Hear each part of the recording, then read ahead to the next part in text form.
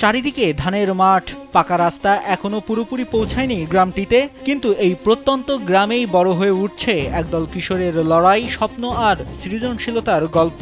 হাতে কেবল একটি স্মার্টফোন, কিন্তু সেই ফোনেই তারা তৈরি করছে জনপ্রিয় সব মুভি, পুষ্পা, প্যান্থাম, ইথারুক্কুম, থানিভানের মতো অ্যাকশন দৃশ্যের রিমেক।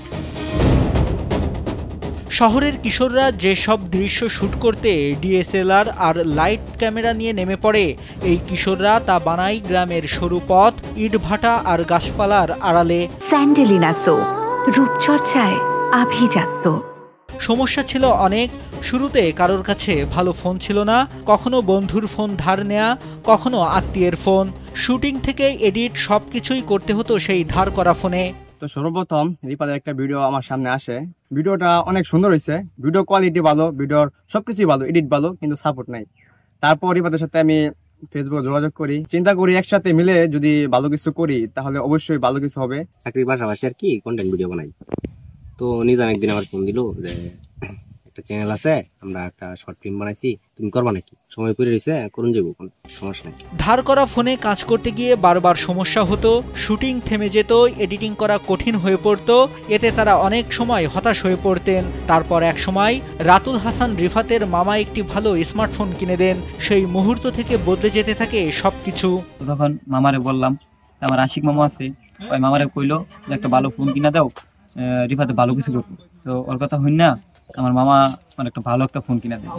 এর মাঝে এই কিশোরদের ইউটিউব চ্যানেল বন্ধ হয়ে যায়। এরপর তাদের মন ভেঙে যায়। সবাই ভেবেছিলেন সবকিছু বন্ধ করে দিবে, কিন্তু পরে তারা ভাবে হার মানবে না, চালিয়ে যেতে হবে। চ্যানেল হারানোর সেই ধাক্কা কাটিয়ে নতুন করে শুরু করেন তারা। ব্রোকেন ফ্রেন্ডশিপ নামে একটি ভিডিও সামাজিক যোগাযোগ মাধ্যমে ছড়িয়ে পড়লে প্রশংসা ভাসে তারা।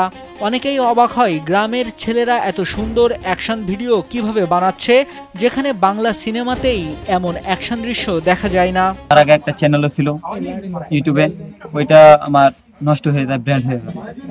ব্র্যান্ড হওয়ার কারণে আমি ভালো ভিডিও করতে পারতেছিলাম না। আমি একদম বলছিলাম যে ভিডিওই ছেড়ে দেবো। পরে আমার টিমে যারা আছে সবাই বললো যে ভিডিও ছাড়বা কেন, তুমি করো, সমস্যা কি? দলের সদস্যরা সবাই কিশোর বা তরুণ। তাদের বাড়ি ময়মনসিংহের ভালুকা উপজেলার উথুরা ইউনিয়নের মোরচি গ্রামে। তাদের কেউ স্কুলে পড়ে, কেউ কলেজে, কেউ কেউ আবার পরিবারের অভাব ঘাটতি সামলাতে পড়াশোনা ছেড়ে বিভিন্ন কর্মক্ষেত্রে যোগ দিয়েছেন। কাজের ফাঁকে, স্কুল শেষে কিংবা ছুটির দিনে তারা জড়ো হন মাঠে, ইটভাটায় কিংবা পরিত্যক্ত বাড়ির সামনে। কখনো ক্যামেরা ধরা, কখনো অ্যাকশন, কখনো চিত্রনাট্য, সব নিজেদের মতো শিখে নিয়ে তৈরি করেন নতুন ভিডিও। বন্ধুদের মোবাইল দিয়ে ভিডিও বানাইতো, অনেকে ওরা অনেক কথা বলছে যে মোবাইল নাই, তোর মতো ছেলের কিসের ভিডিও। তারপর আমি একদিন ওর ভিডিও দেখি, যে ক্যারেক্টারে ভিডিও করে না কেন সব অনেক ভালো করে। এলাকার সবাই মানে আমাদেরকে অনেক সাপোর্ট দেয়।